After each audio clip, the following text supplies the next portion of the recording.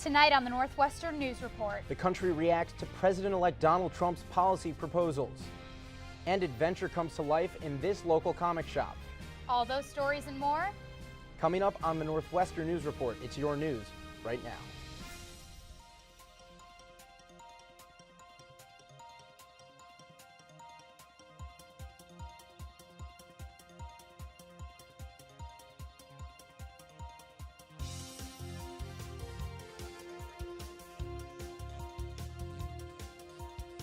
And good evening. Welcome to the Northwestern News Report. I'm Jesse Kirsch. And I'm Isa Gutierrez. Thanks for joining us.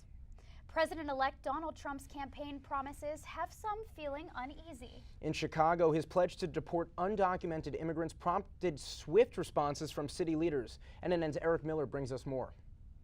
From City Hall to University Hall, Chicagoans have made their views on President-elect Trump's deportation plan clear. And I worry about us as a country normalizing bigotry, normalizing language that demonizes people based on sexual orientation, demonizes people based on their faith, demonizes people based on their origin. Through a series of speeches and resolutions passed over the last week, the City Council reaffirmed that Chicago would remain a sanctuary city. This means that law enforcement is not required to cooperate with federal immigration and customs enforcement requests relating to undocumented immigrants in the Chicago area. Chicago joins dozens of municipalities, large and small, that have decided to stand in defiance of the president-elect's plans. That defiance has a price. Trump has threatened to cut off all federal funds to sanctuary cities once in office. More than $1 billion of federal funds are granted to Chicago every year. That's more than 1/10 of the city's 2016 budget, at a time when Chicago is still struggling to make ends meet. Mayor Emanuel has responded by saying that Trump's words are only hot air. I do not believe that that the incoming president-elect will go after New York City, Boston, Los Angeles, Seattle, Chicago, Philadelphia, and all the other cities who've identified with a common set of values of what it means to be a sanctuary city. Both Evanston and Chicago passed resolutions over the last week reaffirming their status as sanctuary cities, and they're not alone. At Northwestern, a widely circulated petition calling for the creation of a sanctuary for undocumented immigrants at the university was met with reassurances on Friday. President Shapiro released a response to the petition saying, quote, Northwestern will continue its policy of providing full financial aid to undergraduate students who are graduates of U.S. high schools, regardless of whether they are U.S. citizens. This is good news for Professor John Alba Cutler, who started the petition. I appreciated that the administration responded to the specific requests that we made, that bulleted list in the petition. Still, Cutler says while it's nice to see the university reaffirm its commitment to providing sanctuary for undocumented students, it could be doing more. The one thing I would have liked to have seen from that response that was not there was a commitment to the language of sanctuary. I think that is an important symbolic gesture, one that communicates to students a sense of the campus community being a refuge. Regardless of what happens nationally, Cutler says he wants undocumented students to know they have a home on campus. Eric Miller, Northwestern News Report. It remains to be seen just what actions President-elect Trump will take once he enters office. He's already pared down his initial call to round up and deport the roughly 11 million undocumented immigrants in the United States. What about the rest of President-elect Trump's campaign trail promises? He released a video online Monday detailing his first 100 days in office. In that announcement, he said he intends to withdraw the U.S. from the Trans-Pacific Partnership and emphasized the need for better bilateral trade deals. Trump also promised to lift restrictions on American energy production, fend off cyber attacks, investigate abuse of visa programs, and reduce federal regulations. He also reiterated his promise to institute a 5-year ban on lobbying for all Trump administration officials. The video serves as the first public statement from Trump himself since his victory speech on election night 2 weeks ago. Since that night, he has named Steve Bannon, Reince Priebus, and Jeff Sessions to top positions. And over the weekend, he met with numerous cabinet post candidates. We'll keep you updated on as the president-elect continues to announce his picks. Feminists are speaking out since Trump's election. NNN's Bria Kalpin takes a look at how Northwestern University Library is honoring women's rights. Feminism has been active in America for centuries, but after Donald Trump's victory, it has taken a back seat to more pressing matters, says the president of NOW, the National Organization for Women. The vast majority of white women who voted for Donald Trump, they'll tell you it was anything but racism. I'm telling you it was racism. Months before the election, when Terry O'Neill was asked to speak on behalf of the late now President Karen DeCroo, she says she expected to be celebrating the victory of America's first female president. However, she was shocked but motivated by the election results and expects DeCroo would have felt the same. She would have her fist up in the air. And she would say, get in the streets.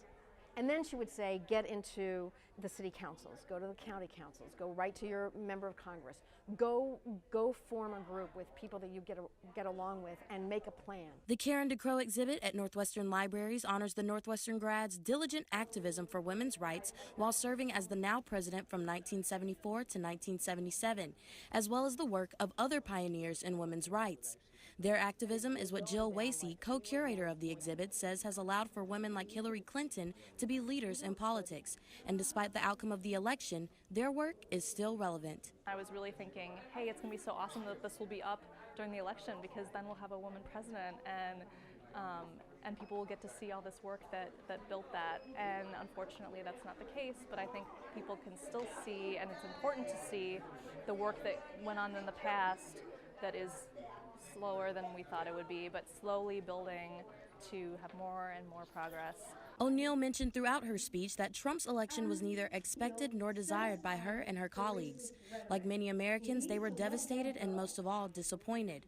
However, though many fear what is to come, she believes that with hard work, there is hope. Despite the outcome of this election, which as I shared is a disaster, there is a way forward. It will be hard. And it will be painful, and it will be scary for people who don't look like me. But we can win. Bria Calpin, Northwestern News Report. It's not too late to check out the Karen DeCroo exhibit. It will be on display in Deering and university libraries until December 30th. In campus news, University President Morton Shapiro announced Monday that Dr. Jonathan Holloway will become the university's next provost. Holloway is currently dean of Yale College, where he previously taught African American studies. Holloway replaces Daniel Linzer, who plans to step down at the end of this academic year. In a statement to the Northwestern community, Shapiro said, "It has been my very good fortune to have Dan Linzer as provost since I came to Northwestern 8 years ago. I am now thrilled to have another outstanding scholar and exceptionally able administrator as my partner in the academic leadership of Northwestern. I'm eager to have Jonathan join us, and I am confident that the Northwestern community will enjoy getting to know him." Holloway's first day on the job will be July 1st. The two former Northwestern students who shocked campus last March by vandalizing Alice Millar Chapel avoided felony charges and pled guilty Monday to one misdemeanor. The charge against Matthew Kafker and Anthony Morales is for criminal damage to property. According to Kafker's lawyer, the Cook County State Attorney's Office dismissed 23 of the original 24 charges After considering the consequences brought by the university, the office made its final charge. In addition to being expelled, Kafker and Morales must pay restitution of about $16,000 to the school and serve 2 years of supervision. On a lighter note, when we think of improv comedy, often the Second City comes to mind. Well, it turns out the art form does have its roots in Chicago, but on the South Side.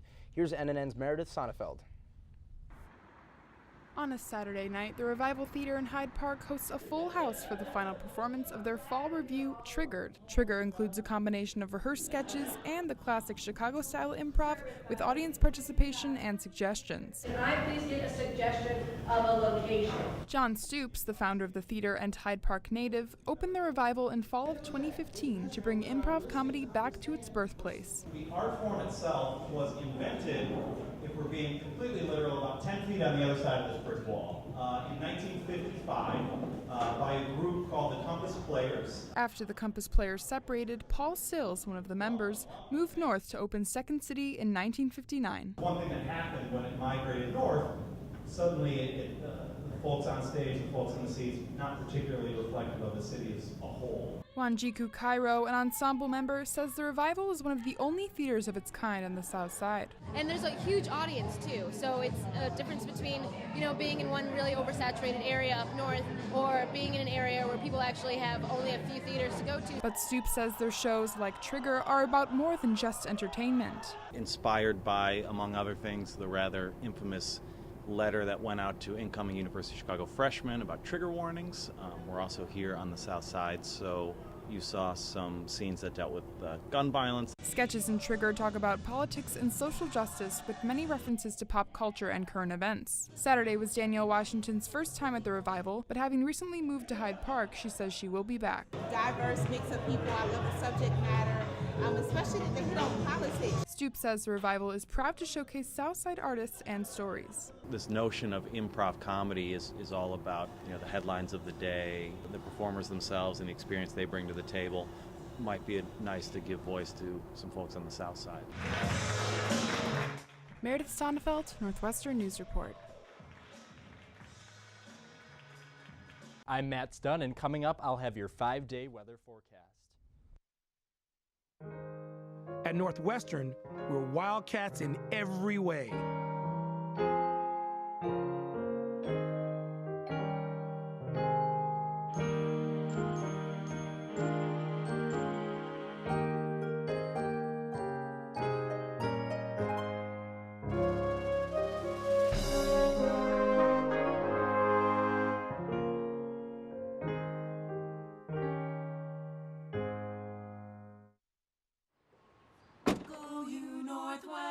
Northwestern break right through that.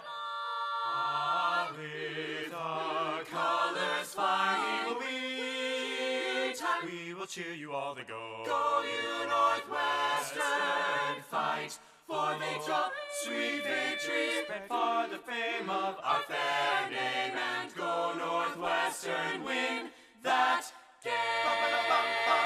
Go Cats! At Northwestern University, we are pioneering innovation and achieving excellence across every imaginable discipline.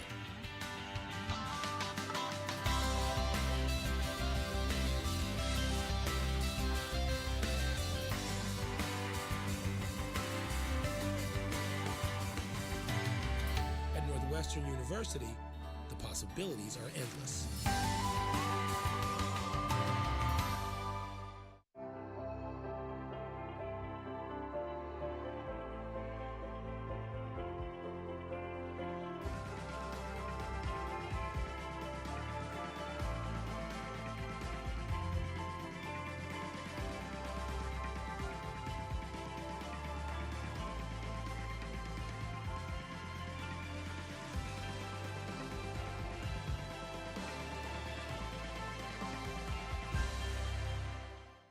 Let's take a look at your 5-day weather forecast. Tomorrow you can expect a little bit of a warm up from today's chilly temperatures. If you're traveling for Thanksgiving, it will be rainy with a high of 45 degrees and a low of 36 degrees. And on Thursday, when you're eating all that turkey, it'll be cloudy outside, but not too bad. We'll see a high of 41 and a low of 34. You might want to eat those Thanksgiving leftovers inside on Friday because we'll see quite a bit of rain in the morning with a high of 45 degrees and a low of 31 degrees. Saturday's shaping up to be the best day of the bunch. It'll be mostly sunny with a high of 49 and a low of 34. We finally cracked that 50-degree mark on Sunday with a high of 52. The low will be 43. Be sure to enjoy the beautiful day while it lasts before the rain comes back on Sunday afternoon. This has been Matt Stunn with your 5-day weather forecast. All right, thanks, Matt. A little bit warmer than it is right now, but now let's move on to travel. Whether it's by plane, train, or automobile, heading home for the holidays, it can be a real headache. And this week, Northwestern students will be part of the largest group nationwide traveling for the holidays in more than a decade. That's almost 50 million Americans on the go, according to projections from the American Automobile Association. The majority of travelers throughout the nation will be on the road, driving to match a historically low cost at the pumps. Tickets to fly the airways are up as well. The central part of the country, right here in Chicago, faces the greatest risk of delays. The TSA is expecting busy airports and has hired more than 1,300 additional officers. And some other airport workers are planning to strike when the Thanksgiving holiday is over, fighting for $15 an hour and better working conditions. They are expected to walk off the job Tuesday. In this week's edition of Rock Talk, we asked you about your travel plans for Thanksgiving. I'm going back home to California, and where it's warm, and I have some family coming in from Atlanta, and we're just hanging out. So I'm going back to Mexico to spend some time with my family and friends. And yeah, it's gonna be fun because I haven't seen them in a while. I'm going home to New Jersey, seeing my family, being dragged out to Black Friday shopping, eating a lot of food. Well, over break, I'm just gonna go home and spend a lot of time with my family and eat lots of good food and just try to relax before finals in the next quarter. If you have an idea for a future Rock Talk topic, tweet at us at @NNN_news. And still to come tonight, what one campus group is doing to make some students' dreams come true. At Northwestern, we're Wildcats in every way.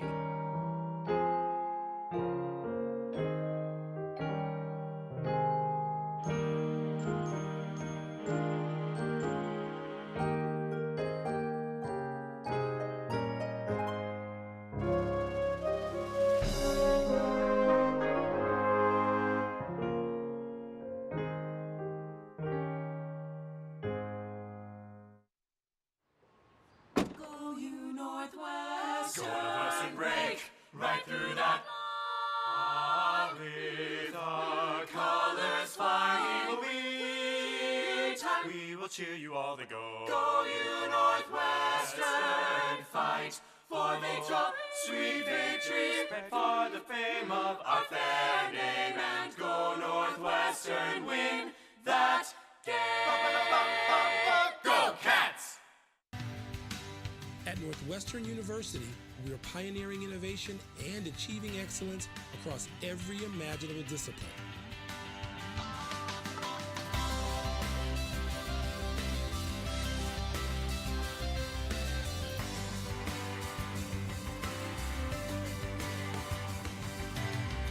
At Northwestern University, the possibilities are endless.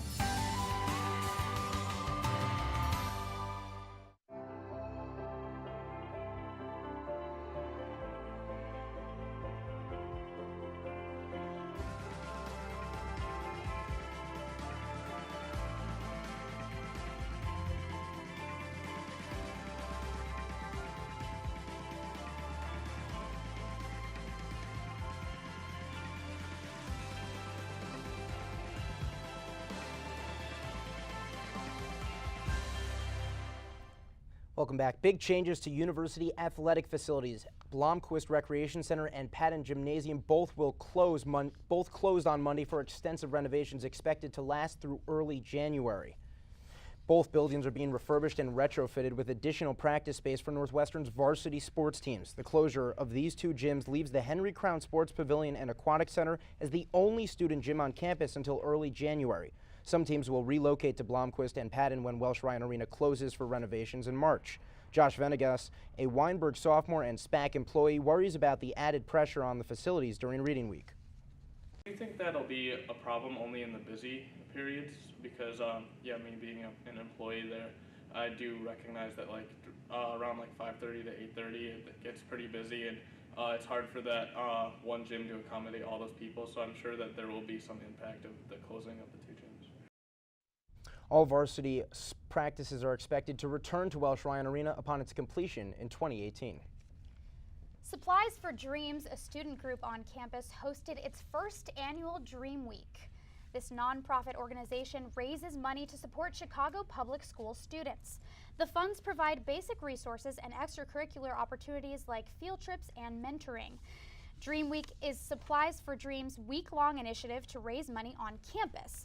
Members of Northwestern Supplies for Dreams hosted various fundraisers throughout the week, all culminating in a Jams for Dreams party on Friday, a final fundraiser and party at La Machina. Sabrina Kinney, a member of Supplies for Dreams, says Dream Week is a way to support the Chicagoland community and give underprivileged students more opportunities. Basically, it's like Chicago public school students that wouldn't have this opportunity anyway. So I really care about kids and students just having a better academic career, but also having a lot of fun. Supplies for Dreams raised about $500 for CPS students during Dream Week this year. Coming up, a golden opportunity against, you guessed it, the Golden Gophers. Alex Letterman and sports are straight ahead. At Northwestern, we're Wildcats in every way.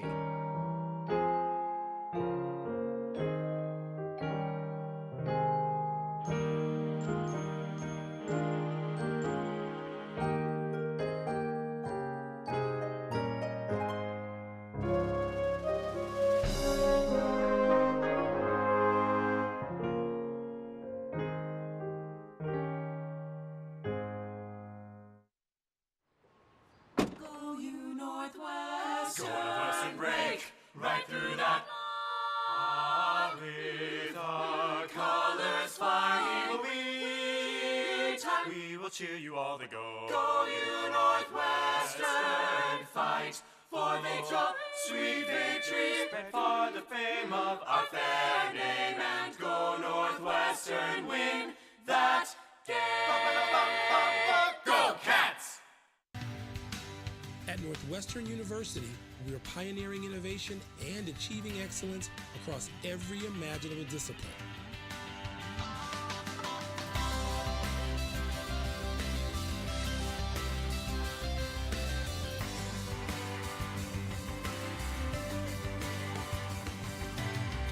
At Northwestern University, the possibilities are endless.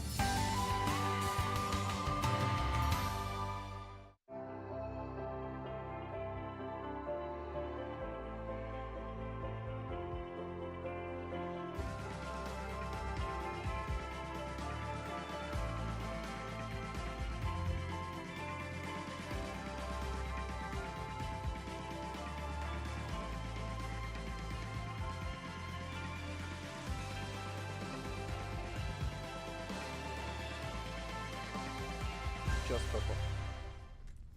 Fresh off a road trip to Minneapolis, we have Alex Letterman for my favorite part of the show, sports. Alex, fill us in on how the Cats did this weekend. Lisa, the journey was long, the road was tough. The journey, it was demanding, but you know, I'm not just talking about my road trip to Minnesota. In fact, I'm talking about Northwestern football's season up to this point. Now remember, last weekend's win at Purdue evened the Cats' season at 500. And with 5 W's, one more would guarantee NU a bowl berth. But we've all been bowling before, and just when you think you've got a strike, that one pin in the corner doesn't quite fall down. You know what I'm talking about. Now, would Minnesota be that one prickly pin for NU, or would the Cats tally the strike? Now, Willie knows the stakes for this one. Cats at TCF Bank Stadium looking to cash in a win. You get it, Issa and Jesse. It's a high-concept joke, but one that Shannon Brooks clearly doesn't get because his 32-yard rush here sets up a touchdown by his teammate Rodney Smith from less than 5. 3 minutes in, the Gophers up 6-0. But the Cats' defense is going to hold strong. Here's Smith again from the 2, but he stopped short this time. Yet NU's offense can't pick up the slack, struggling all day, minus this bullet from Thorson to Flynn Nagel toward the end of the first half. But here's the story of the day. Jackson stuffed on 4th down, and Northwestern fails to convert. We'll see this time and time again. Here, Thorson sacked and fumbles, one of 6 times he sacked on the day. The news only gets worse. In the third quarter, Thorson to Carr, and the star receiver goes down. Minnesota flagged for targeting, but the star receiver would have to leave the game. And finally, this touchdown in the 4th quarter from Minnesota seals the deal for the Gophers, who take it 29-12. And with the loss, the Cats have emulated their inner Gopher. They've dug themselves into a hole, and since Northwestern's offense was even colder this weekend than the weather, guys, next weekend's game against Illinois, it's at Soldier Field. It's going to be a must-win. Thanks, Alex. I'll be watching. Adventure awaits when we come back. At Northwestern, we're Wildcats in every way.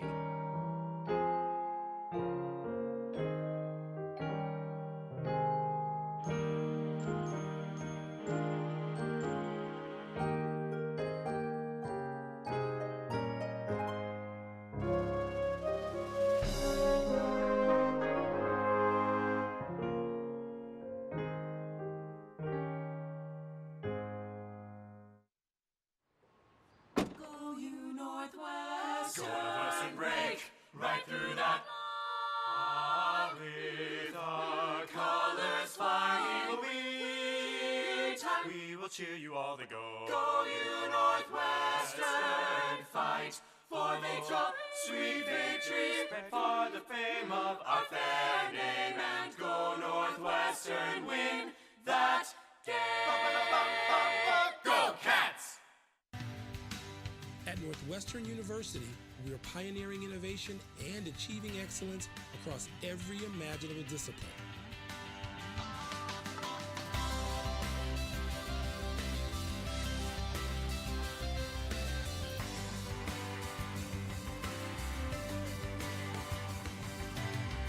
At Northwestern University, the possibilities are endless.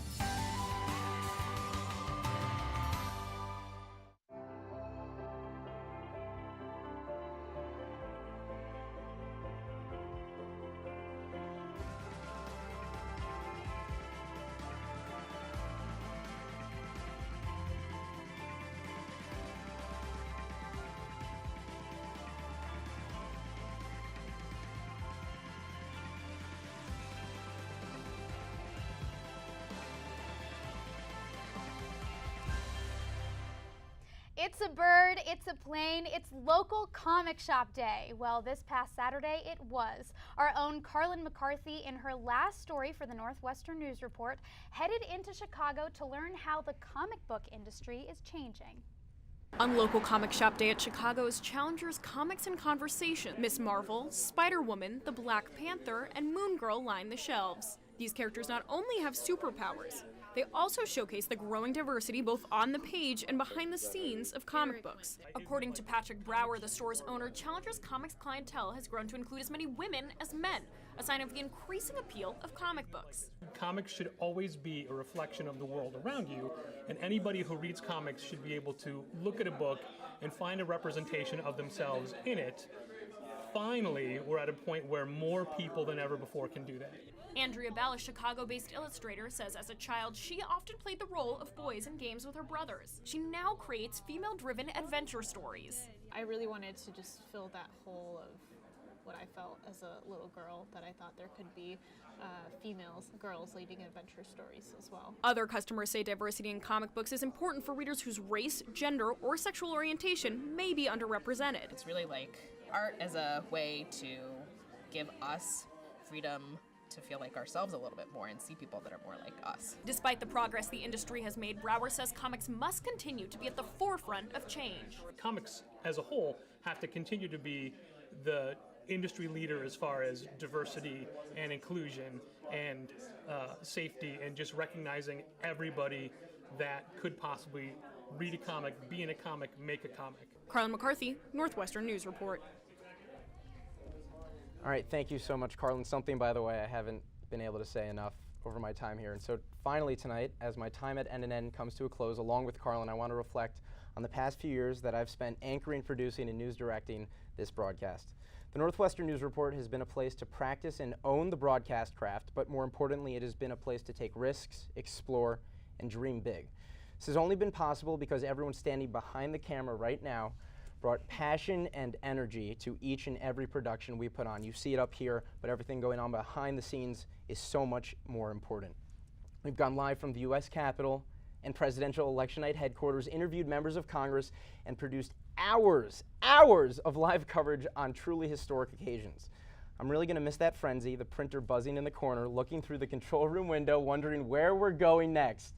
I'm gonna cherish all the times we sang during the commercial breaks and kept each other going on this desk. Looking into our monitor, being amazed by the work our colleagues pull off each and every week. And that's what I'm gonna miss the most, when we realize at the end of a show what our teamwork has accomplished, and that moment after the lights fade, when the cameras are off and we celebrate as a family. So to everyone I am privileged to work with each week, thank you all for your commitment, your enthusiasm, and most importantly, your friendship. To our advisor, Larry Stulpnagel, our chief engineer, Jeff Prott, and the entire Medill team, we couldn't do it without you. And to my family and friends and everyone else out there who tunes in, thank you for watching one last time. So that's gonna do it for us at the Northwestern News Report. I'm Jesse Kirsch. I'm Alex Letterman for sports. And I'm Issa Gutierrez. Thanks for joining us.